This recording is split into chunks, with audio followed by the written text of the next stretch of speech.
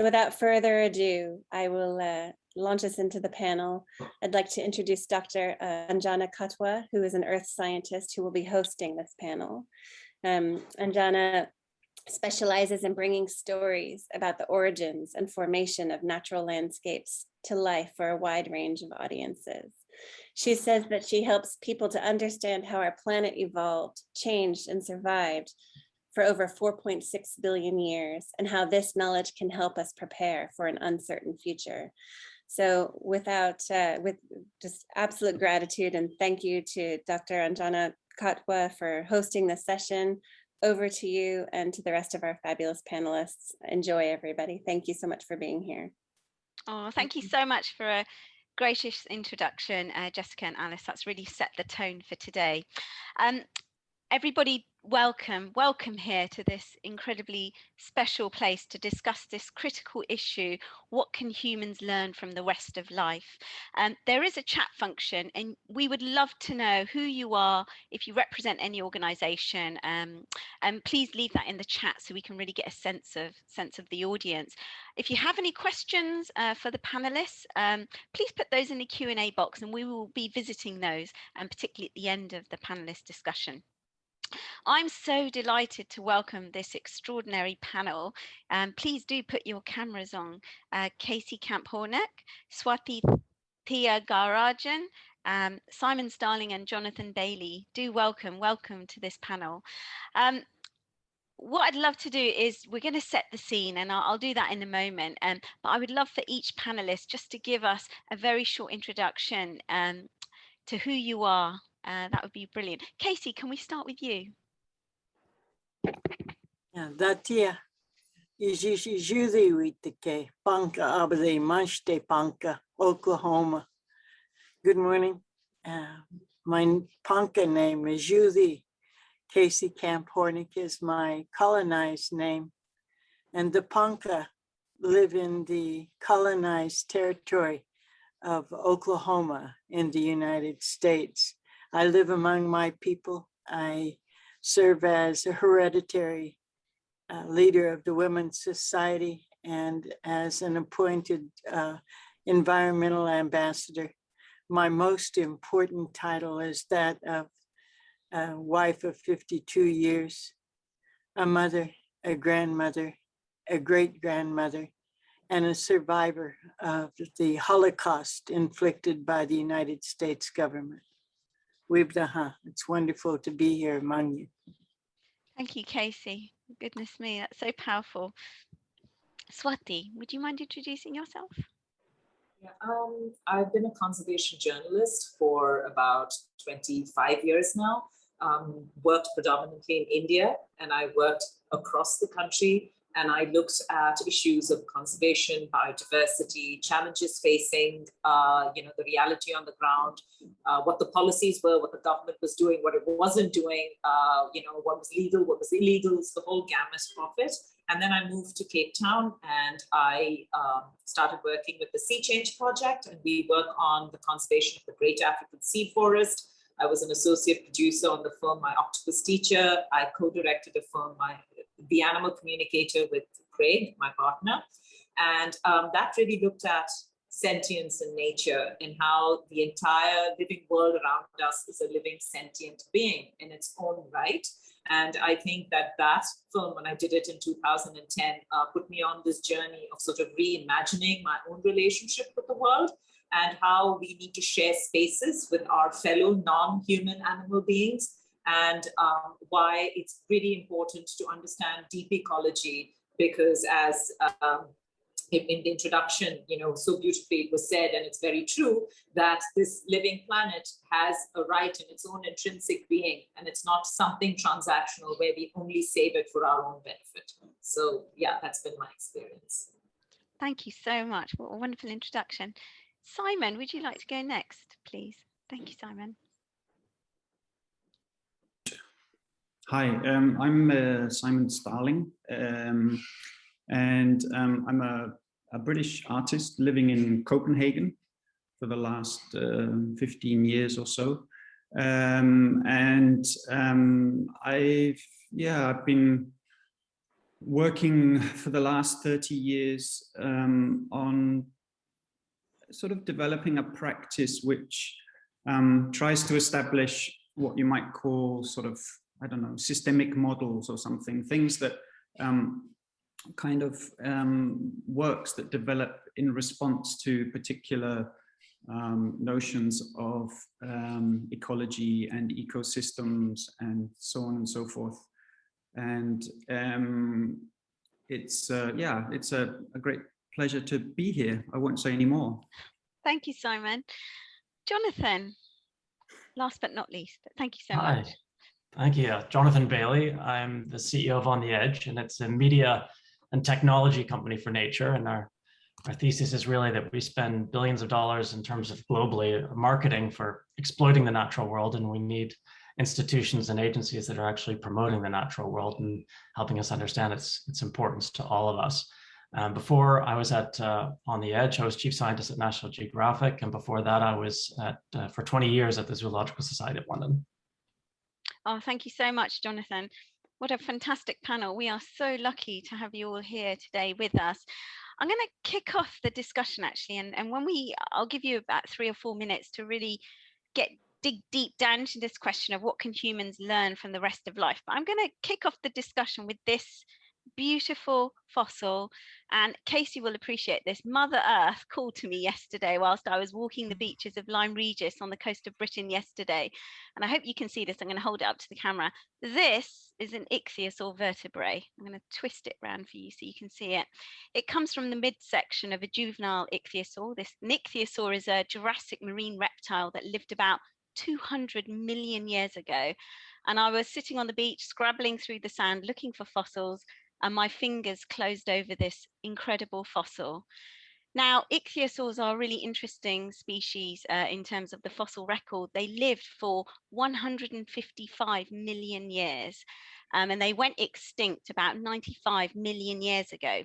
So I'm holding something in my hand that is a deep part of Earth's history. But what I find remarkable is that ichthyosaurs died out 95 million years ago, and this was because of a changing climate.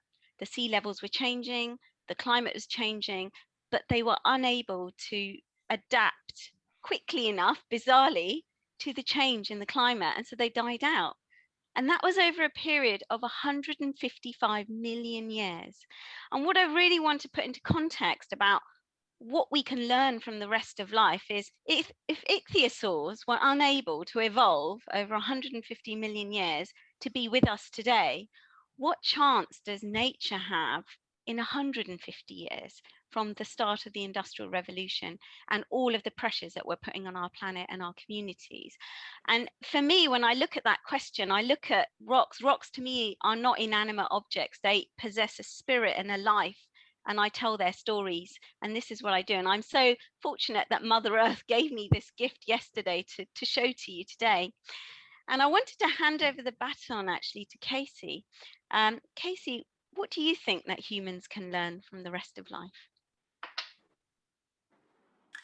Well, I think one thing that we should all be aware of, as you know, people now call themselves ecologists and environmentalists, activists, and make jobs out of being part of this what is called a movement, a green movement, when in fact we're not protecting nature.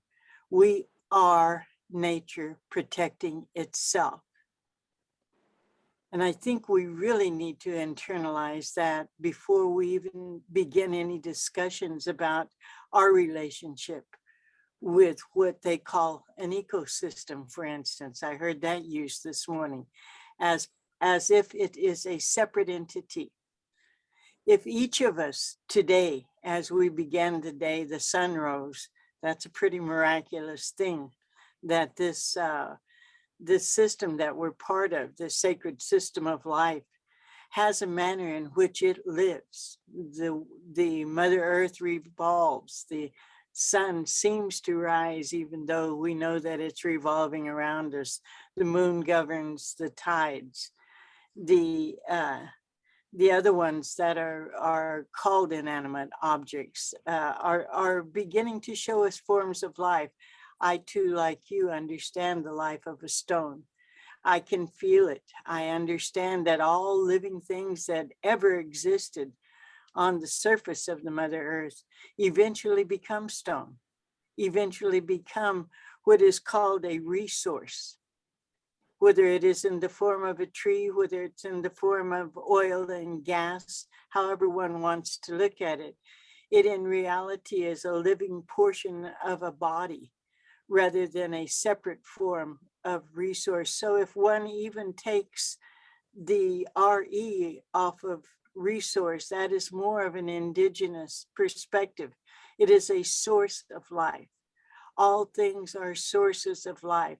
I would imagine that each one of us today woke up and had a drink of this incredible liquid that we call water, that has a life force within it and shares its life force with a human being, as well as a sloth and a tree and the ones in the Mother Ocean and a corn plant that is growing and the thunders that are passing over, and helps us to realize there is no separation between any form of life that exists. I would guess that each one of us put something in our mouth and gave it to our body to begin to divide the cells and to help the body to generate energy and life again. Those are living beings, and that's why they give life to you. I know that each one of us at this moment is sharing breath. Where is that breath coming from? It's coming from the four winds. It's coming from the Star Nation. It's coming from the Earth Mother as she shares breath through the green and living things. Those things alone, if you eat, drink, and if you breathe, are proof of an understanding that there is a sacred cycle of life that humans are part of. And it's time that right now that we recognize that we have to align human law with natural law. What all of life is teaching us. And if we sat home during the COVID time last year, we looked out our windows or we watched this TV thing, and it showed us that the things that are called nature, we're still living their life in the same way. The birds still flew and built their nest and hatched their young. The deer still walked in the fields and knew what to eat and when to bear their young and how to nurture them. It's the same with the earth. It's only the human beings who have been wildly out of this natural law. And it is time for us not only to realign ourselves with the natural laws, but when we go to COPs this time, we must demand that there be an end to the false solution like the carbon trading, and that we demand that there be a global climate crisis declared, because Mother Earth is clearing herself right now. Thank you so much, Casey. Sorry, I didn't mean to speak over you. Thank you. That's very powerful. We are nature itself. Swati, could you give us your take on that question? What can humans learn from the rest of life? So I was 4 years old when I was taken by my father's best friend, who became my nature mentor, into the wild. It was a woods near my house by the ocean. And I very quickly found my happy place. And as Cassie said, that understanding that we are nature came so naturally when I was a child. I believe, and I do a show called Born Wild for a television channel back here in Indie TV.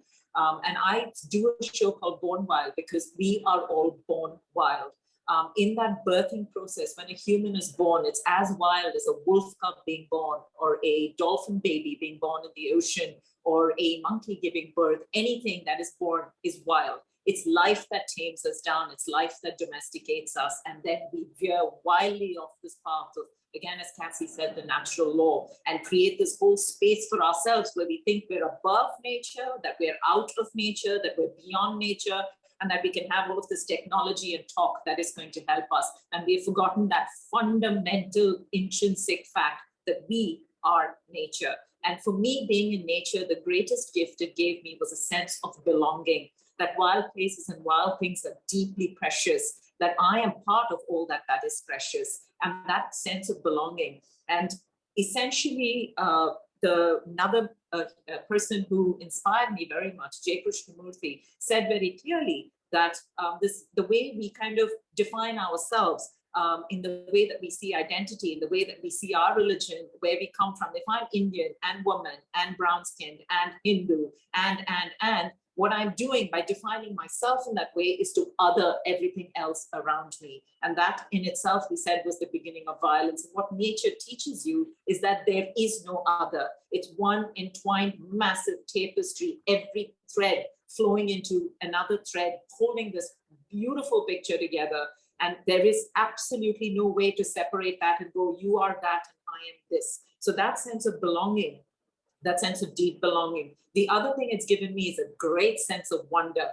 Every time the sun rises, I don't look at it as an entity that is rising. I feel I'm standing on this earth and the earth is rocking backwards. And it's because I'm rocking backwards on this piece of stone with life that is flying through space that I feel that the sun is rising. Every time I stand in the rain and droplets hit my head, I know it's the same water that started when water vapor first condensed on this planet and fell as rain. It's the same water when oceans and lakes evaporate and fall. It's the same raindrop that could have fallen on that ichthyosaurus's head. It falls on an ancient plant and it's now falling on me. It's the same water that is breathed out by a blue whale. It's a sense of magic and wonder. And what a miracle that I am part of that magic and wonder. And how can I not then step up and speak? And as again, Cassie said, as nature, we are saving ourselves because it's all so entwined. And to me, that has been the greatest sort of gift, in a sense, is being very young and learning that and being able to hold it and keep it as a huge truth in my life. And it's informed a lot of the work that I've done. And I think it's time that we stepped up and really, really demanded a lot more action. COP26, it's again not going to be ratified. It's not a legal treaty. There's no way to sanction countries that don't hold their promises up. There's no way to, say that you've broken all these promises. And I think it's time we stood up and said, this needs to become legal. If promises are made, there needs to be repercussions when they're broken. And we need to say that we have to do this because, we're part of life. The planet will go on. But if you and I want to be part of this beautiful world right now and preserve it in the way that we can see it right now, then we have to act now. Yeah.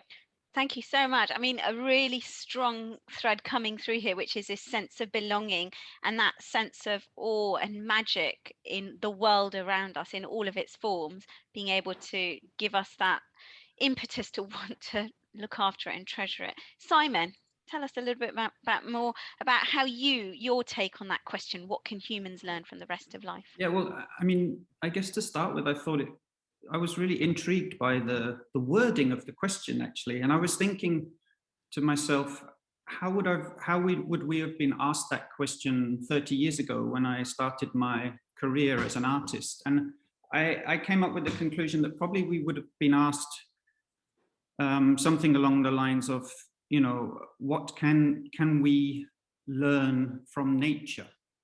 And it's interesting how it's a subtle thing, but we've replaced the we with the sort of generic human, and we've also replaced nature with the rest of life, which is I think it's a question that's posed to a diverse audience from the perspective of the Anthropocene, as we call it, this moment where we've understood very clearly our kind of impact on what we used to call nature, and that notion, of course, of nature was a separate thing to us. It was what the wanderer in the mist was gazing at from his hilltop vantage point, or the monk gazing at the sea in Caspar David Friedrich's paintings. It was an other. And now we realize, as Casey made very clear, that we are in that soup with nature. And that's a fundamental, starting point for everything, I suppose. I thought I would address the question via some notions regarding time and a kind of sense of the future, though. One of the things I've been very interested in myself as an artist is in kind of trying to slow down production processes and the sort of speed with which making for me has happened, and very often that's being done in relation to natural processes. And there were a couple of things I just wanted to sort of flag up, some sort of phenomena that I've come across throughout my time working in this way. There's a very beautiful clock in Copenhagen, where I live, in the town hall, called the World Clock. It was designed by Jens Olsen, and it has many faces. The fastest rotating face on the clock rotates every 10 seconds, and the slowest face on the clock rotates every 25,753 years. And that's a kind of a clock that reflects what's called the axial precession, which is the sort of gradual tipping of the axis of the Earth, which it takes around 26,000 years. It's a beautiful thing, and kind of importantly sort of opens up this idea again of the future, which has become rather sort of unfashionable, I guess, in a sense. And it's something that we need to sort of win back. And then a couple of other things just quickly. There's one of the colleges at Oxford University called New College, which was actually founded in the 14th century. They tell this story about how when the university was built, they used these huge oak beams to build the dining hall, 2 foot by 2 foot oak beams. And in the 19th century, they discovered that these beams were riddled with beetles and had to be replaced. So they went to the college forester, and he sort of immediately said, "Okay, I've been waiting for you to call," kind of thing. And he presented the college with a number of oak trees that had been planted at the time the original dining hall was built, in order to do exactly that, to replace these rotten beams, because apparently oak beams always become rotten in time.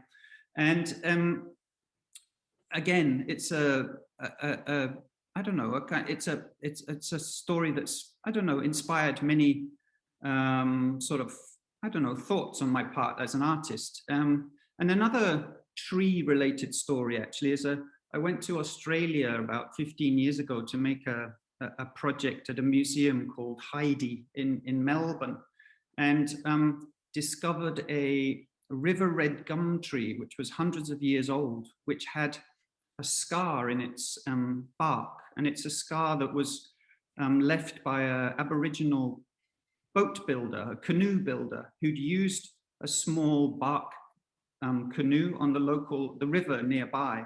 And the tree, which has been growing for hundreds of years since that bark was removed, is still there, and sort of testament to that very sort of particular approach to the natural world. And it actually led to me recently making a proposal for a kind of research, public artwork in a research campus in Basel, and my proposal was to create an entrance to the research campus through a giant sequoia tree.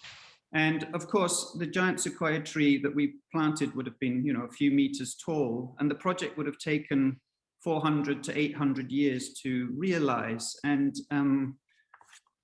of course it was rejected, but it sort of, for me, it sort of opened up an interesting set of thoughts about how we consider the future and things like that. So yeah, I mean, I guess as has already been sort of stated, it's clear that if you sort of release tens of millions of years of sort of natural carbon capture into the atmosphere in the course of 150 years, then you're gonna, you know, put the balance of, you know, the Earth out of whack quite fast, and that's clearly what's happening. And that's again very much related to these sort of phenomena that and also to your beautiful fossil that you found on the beach too, I think, very much.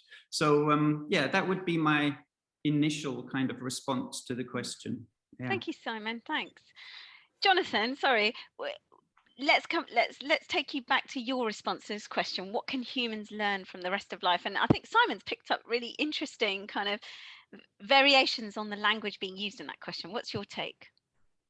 Well, just first, it's great to be part of this and learn from everyone else on the panel. I also you know, think we need to ask ourselves about the question. And when we talk about the rest of life, it assumes that we're different from the rest of life. And for the last couple hundred years, especially in the Western world, we've been trying to show that we're not only different but better. And this is something that we all need to question, as the others outlined.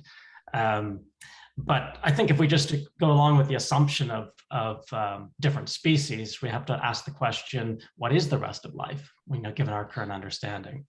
And when I started in biology, it was thought there was about 30 million species to 100 million species. And then relatively recently, it came back to about 8.7 to 10 million species. But even more recently, some papers have come out showing that, especially when you look at microbes, there could be about 1 trillion species on this planet. And the reality is that we've described about 2 million species. So that means that we don't know 99.99% of the rest of life. So it's hard to think about what we can learn from something that we don't yet know. But what I can do is talk about what I've learned from the rest of life. And like the others, I spent time in nature when I was young. I'd go up north canoeing, and we'd go for weeks to months at a time. And at the beginning, you feel a little intimidated by the natural world. You feel small and vulnerable. The skies can change from sunny to hail in seconds. But after a few days, you listen to the sounds around you, you look up at the stars, and you realize that you're part of something that's much bigger. And it's a wonderful feeling, actually. And you feel part of the environment. And in this northern environment, it's less diverse in some parts of the world, but has amazing diversity of lichen. I think the British call it lichen. And I remember learning about this amazing species that grew so slowly, and that in fact, it wasn't just one species. It was a combination of fungi and algae, which form this lichen. In fact, often many species of fungi and sometimes cyanobacteria.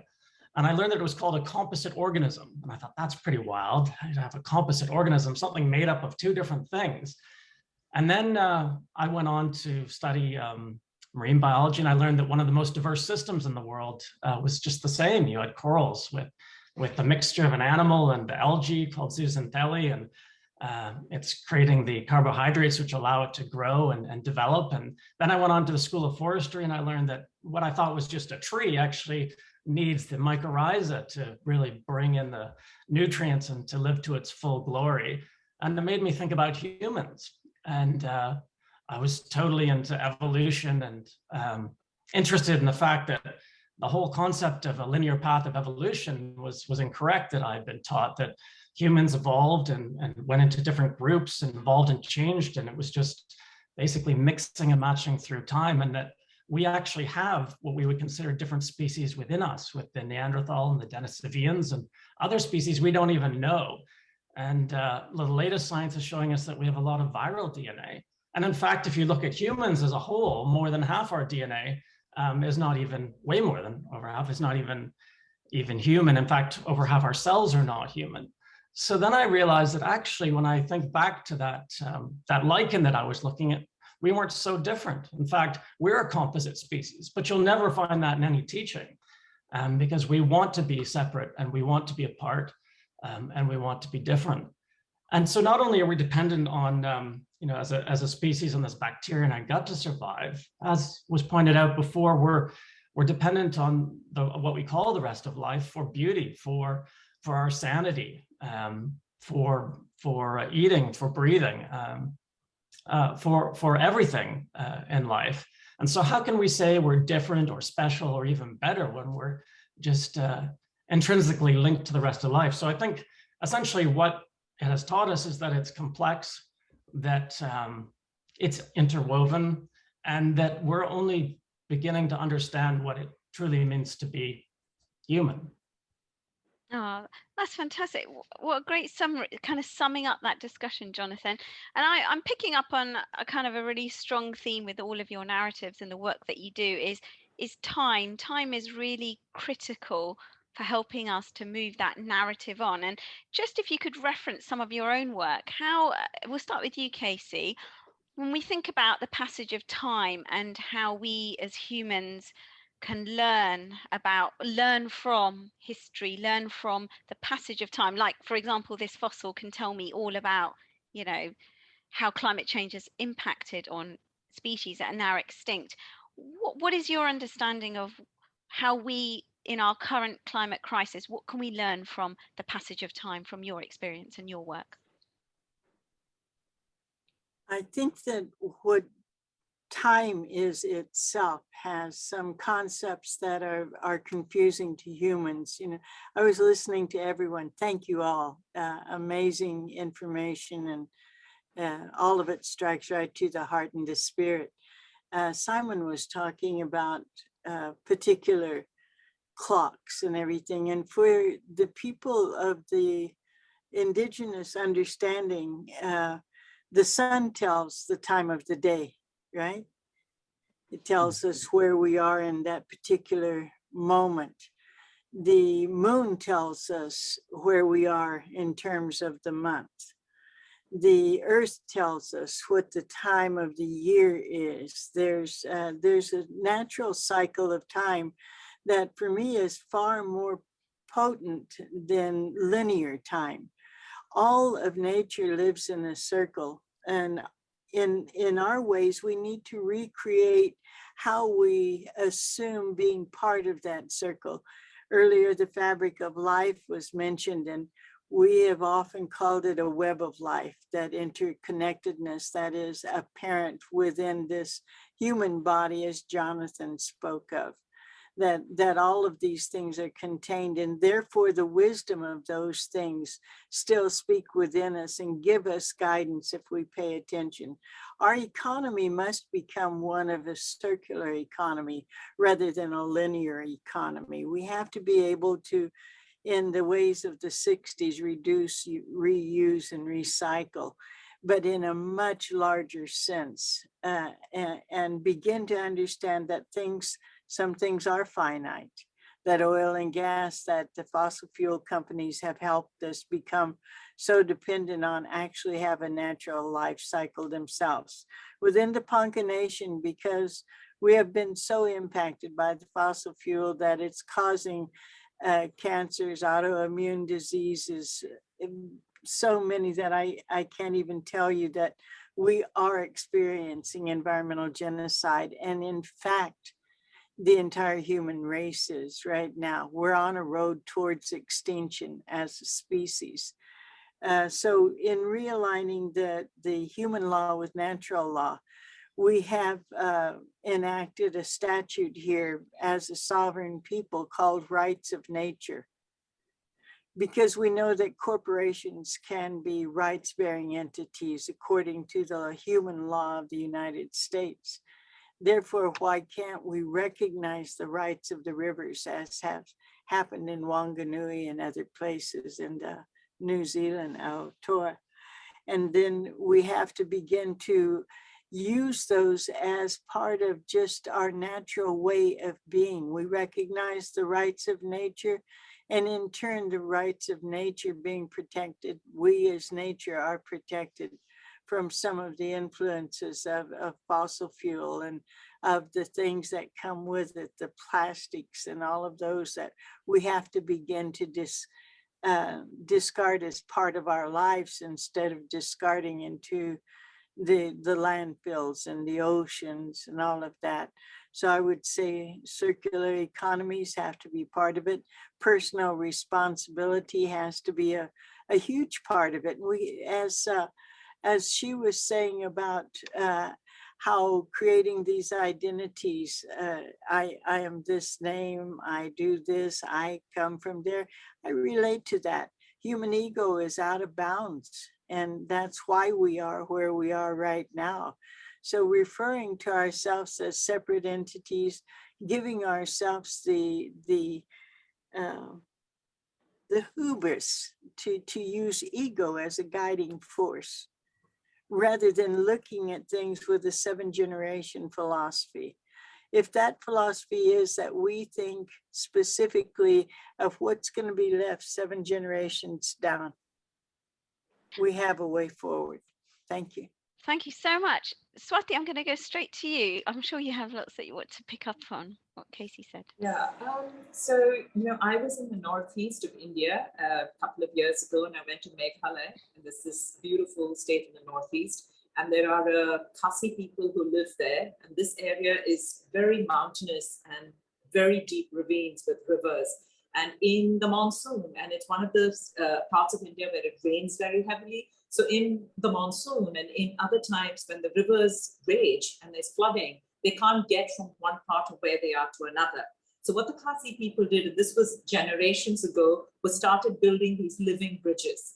These are trees that grow there. They have these long rubberous sort of roots. So they started weaving these roots from root to root and started building these living bridges. The first Khasi people who started doing this knew that the bridges would never be ready in time for them to use it. It probably wouldn't have even been ready in time for the next generation to use. But today, these are living bridges, and everyone can use it, crossing from village to village, to go across from place to place. I've trekked some of those bridges, and there's a living roots. And even now the bridges are growing and they're dynamic, and you can see leaves and shoots and sprouts coming out of them. And you're walking on a living being that was allowed to grow and blend and sort of be there by people generations ago who had the foresight to see time, not the way we do it in this 24-hour cycle with like every second that we account for with productivity, but do more, be more, build more, get more, buy more, use more. This way that we've kind of like segmented time into these tiny little, almost kind of, shallow, almost meaningless little pockets where we run like these rats on a treadmill, just trying to fill this time because we have to. We've created systems that say that if we don't fill all of this time, then you fail, or you can't, succeed, or you're not worth this, or you shouldn't have that, or you can't be there, or you shouldn't be this. We've done this to ourselves. When you think of these living bridges and you think of generations ago, them weaving slowly, root by shoot, and to take that across an entire ravine, because they knew that 2 or 3 generations down, they wouldn't have to suffer in a flood and would be able to walk across.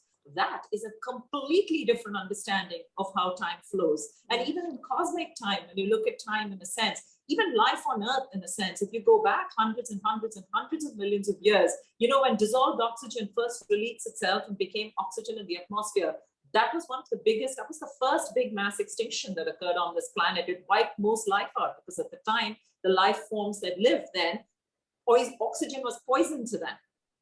And then the life forms that came later, because they were able to adapt, what survived was life forms that could use oxygen to survive. And then progressively since then, we've had these mass extinctions. And according to a lot of experts, we're either on the tip of or in the middle of a 6th mass extinction now. And when you look at that, and then you look at the world, and you look at when and how life on this planet evolved and how things went, you can talk in terms of 2 billion years, but you can also talk about the blink of an eye. If you put that into a 24-hour cycle and say, well, then in a blink of an eye, when human species, the modern human species, sort of stepped onto the planet, and we compressed so much of what was happening into that small period of time, and we've come to where we are now. So to me, the beauty of time in a sense is the way we kind of like have to pack it in, because otherwise, every other non-human living being on this planet just lives, just functions according to the design that he or she is functioning in, you know, and progresses in the way of that design. You have a shark in Greenland that can live 400 years, and you have the octopus in front of my house that lives 1.5 years. Both those lives are equally impactful, equally brilliant, equally great, equally crucial for all life on Earth. You know, the octopus that lives 1.5 years in front of my house has hundreds of thousands of babies, and they go out as zooplankton into the ocean, and maybe a few survive. That massive shark in Greenland who lives 400 years probably comes into sexual maturity very, very, very late in life and has very, very, very few offsprings, but they're both so incredibly crucial. So what's time when it comes to that? You know, and even if you take humans in the way we see life, what is it at the end of the day? Just because I am not in this form as me today, does it mean that my great, great, great, great, great grandchild isn't part of that time that I've lived in? Aren't I still alive 10 generations down because I'm in that child? You know, so what are we looking at in terms of time, and why are we so caught up in defining time and defining the way we fill our times and worrying about how we're squandering time? And then we just forget that there is this whole living system that we're part of that lives outside of time simply because it's a circle. You know, and why is it that for us, we have to smash this linear kind of line of time through it, like we smash linear projects through forests, we smash linear projects through our oceans, we smash linear projects through our mountains, straight roads, dams, you know, electricity lines, power grids, all these straight lines that we live in, when nothing in nature is a straight line. It's just, yeah, to me, that is what, for me, looking at nature really makes me stop and reflect on the fact that how is it that we came so far out of design that now we're kind of like looking at end game for our species if we don't make the decisions that we should make, and certainly be taking a whole lot of species with us on this journey that we're on. I'm just going to go straight into Simon because of the passion and the power there. I just really want to get your take on that, Simon, because you must have, in your career and the work you've created, how does the passion of Swati and the wisdom of Casey, how does that relate to you and your work? Yeah, I mean, I don't know, maybe it's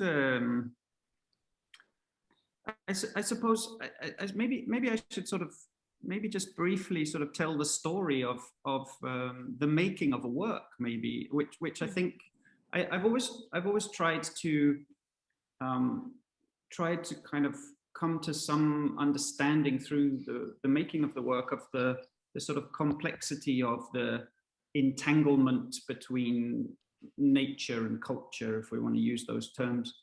And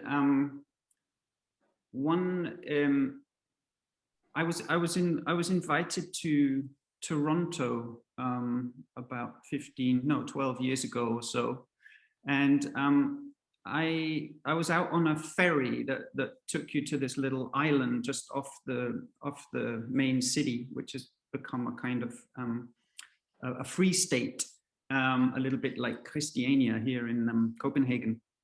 And on that ferry, there was a bicycle that had been fished out of the lake, and it was covered in these small stripy mussels.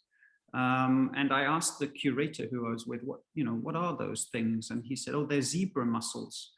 And I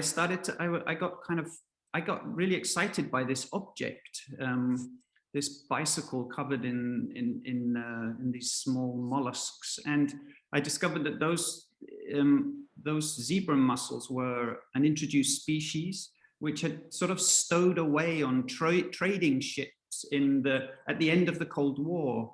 And they'd made a journey from the Black Sea to the Great Lakes, and they'd sort of colonized the Great Lakes to massive effect and massive impact, in fact, really changing the ecosystem of the lakes. And later the same day, I went to visit the museum in Toronto, the art gallery, and there they have a huge collection of fellow British sculptor Henry Moore, and they have a piece called Warrior with Shield, which Moore made in the post-war years. It was based on a small pebble, a little bit like your fossil you found on the beach. He used to sort of pick up interesting pieces of mostly flint that he found on the beach that suggested human form to him. And he found this one piece of flint which reminded him of a kind of torso with a severed leg. And he worked this small fragment up into a large life-size male figure of a warrior with a shield. And Anthony Blunt, the art historian and spy, he was working for the AGO, the museum in Toronto, and he saw this work and he suggested it to the museum as an acquisition. And they bought the work, and it became an integral part of this huge Henry Moore collection they have there. So I kind of developed a project to sort of conflate these two stories, the introduction of the mussel and this kind of the evolution of this sculpture from a pebble on the beach. And we made a steel replica of Moore's sculpture, and then we threw it back into the water. We tossed it into the Great Lakes, into Lake Ontario, and then we waited.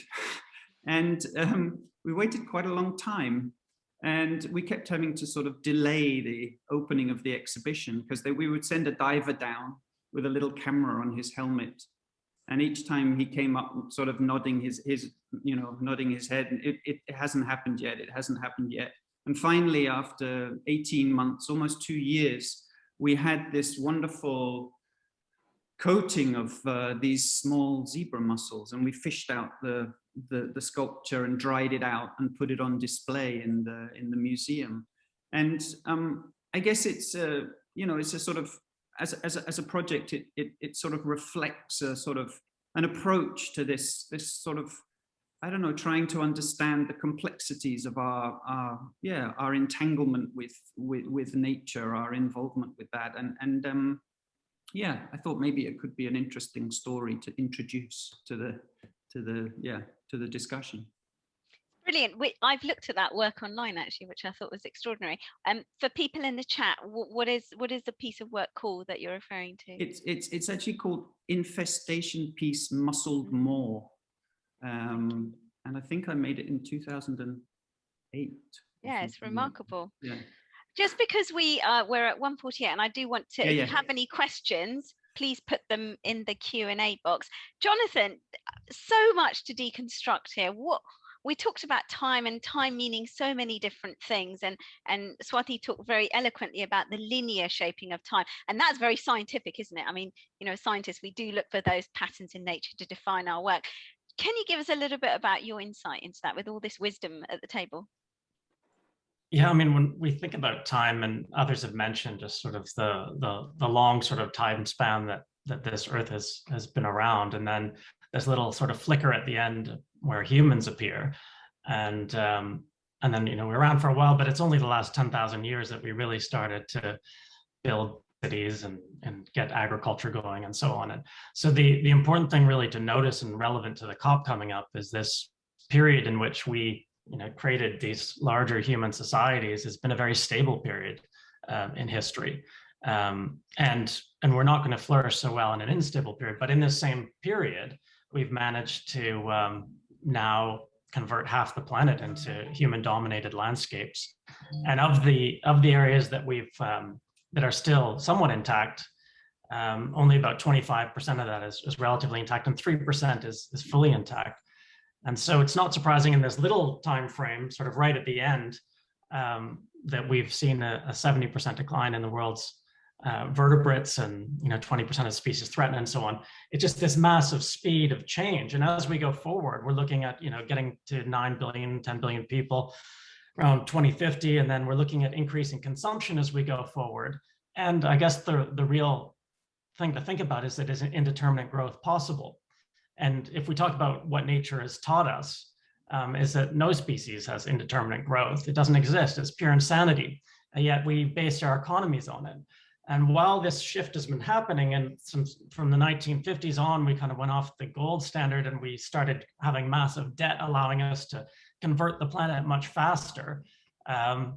we've accelerated this rate of change in addition to increasing our pressure on the planet as a whole. But as was said earlier, it's this concept that we have to get within the laws of nature, and that indeterminate growth doesn't work. We can't base our economic systems on that. So that's what I think about it in terms of time, is the blip we've been here, the accelerating change that's happening, and the urgency of getting back within those bounds, or we'll learn the lesson that happens to species that think indeterminate growth is possible. Thank you so much. Anybody else just want to come in on that? Please do feel free. Yeah, I just want to say that the indeterminate growth that happens in one area, and we call it cancer. It's when cells just multiply out of control and not in their design. We call it cancer. And I think that's a metaphor we need to hold in mind if we continue in the way we are, because if we keep doing it, what we are at the end of the day is a cancer on this living ecosystem that we're speaking about, because we are one body, one being, and we seem to be those cancerous cells that are just creating a system that doesn't work. So I think that is something we really need to be paying attention to, especially if people want to have children, they want their children to have children. If we decided today, this is it, I end with me, I'm not having any more children, we're bringing a halt to this whole thing, there will be a recovery, a restoration, and and it can go on, but that's not what we're doing. So if we're going to have children, then it's time to stop behaving like a cancer cell. Simon, Casey? Would you like to come in? No, it's quite a powerful statement, actually. I think when we begin to put it into those human terms, I think it really resonates, doesn't it? It's quite a powerful way to think about our impact on this system that we are part of. Are there, if you have any questions, please do put them in the Q&A. We don't have any at the moment, so maybe everybody's just completely blown away by the discussion that's been going on. We have Jill, who has put something into the chat. She says the description of the infestation piece, Simon, reminds me of Ackroyd and Harvey's appropriation of Boy's, is it Boy, B-E-U-Y, Boy's acorns from the 7,000 oak trees he planted as a social sculpture. Maybe there's an odd connection. Do you know that piece of work?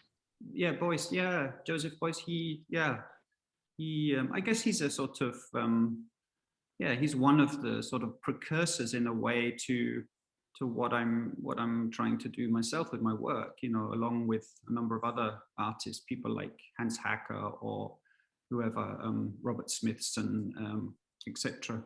So yeah, there is of course a natural, there's a sort of affinity there as an approach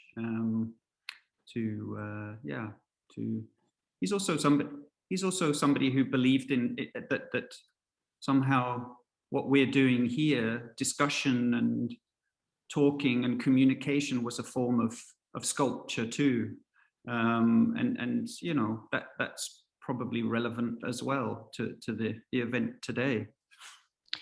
And just coming on from that, actually, Casey, I've watched a YouTube video of you talking very eloquently about the rights of nature and how you are really campaigning for that to be built into policy, because as First Nations, you are talking on a nation to nation level.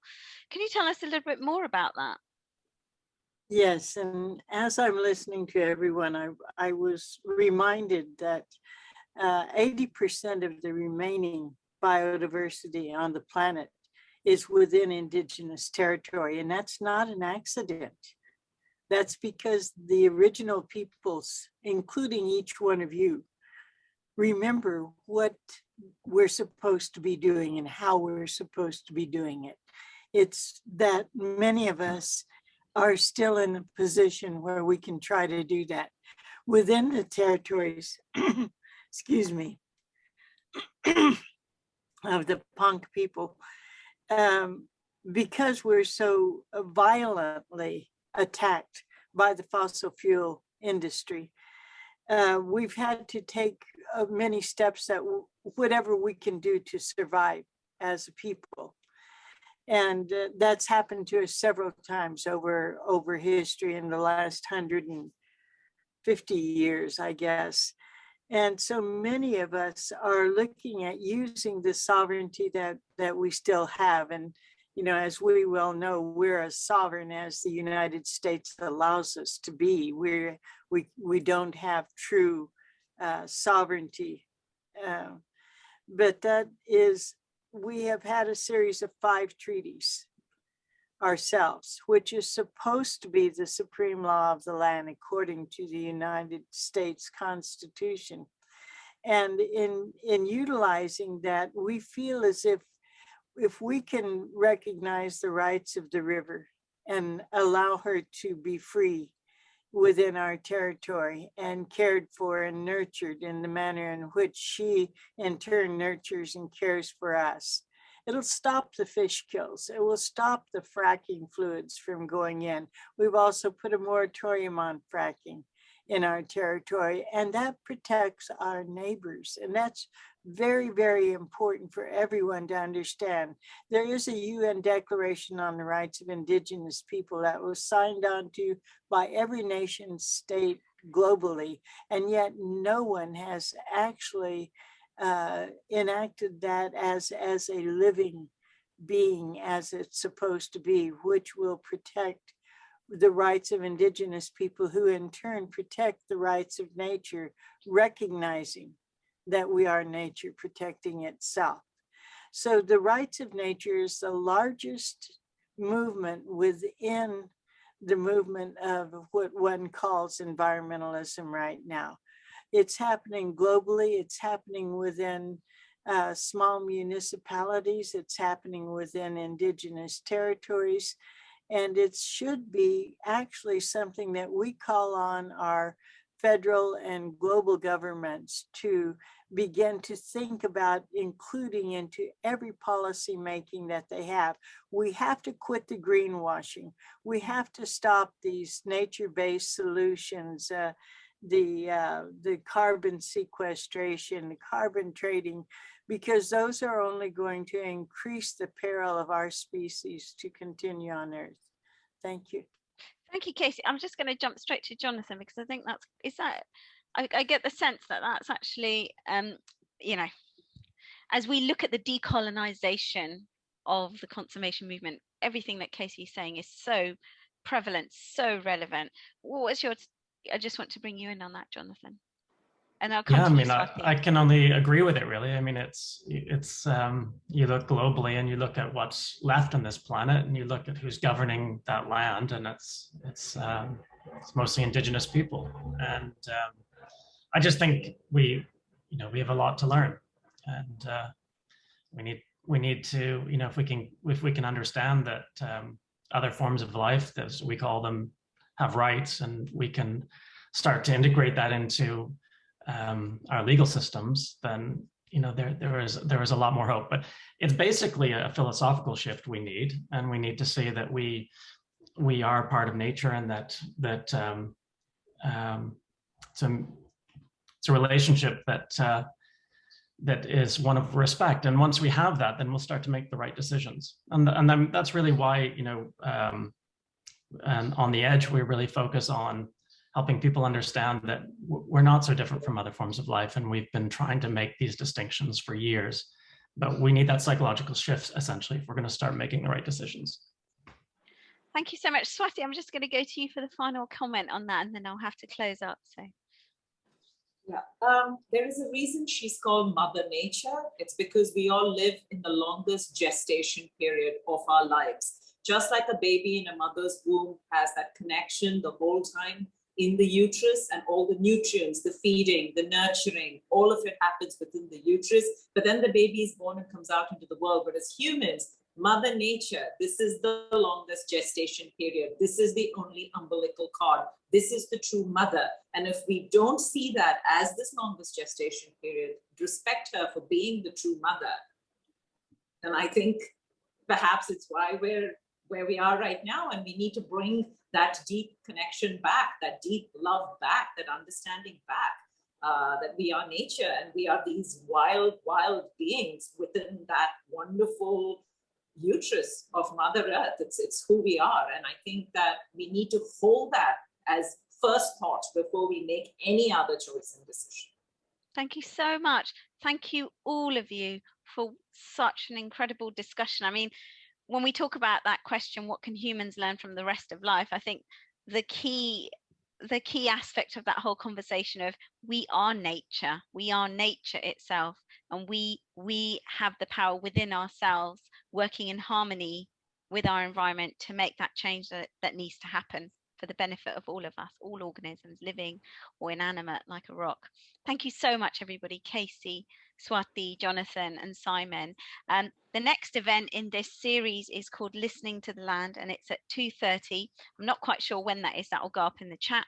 But thank you ever so much for joining us for this really thought-provoking discussion. Thank you so much. Goodbye. Thank you.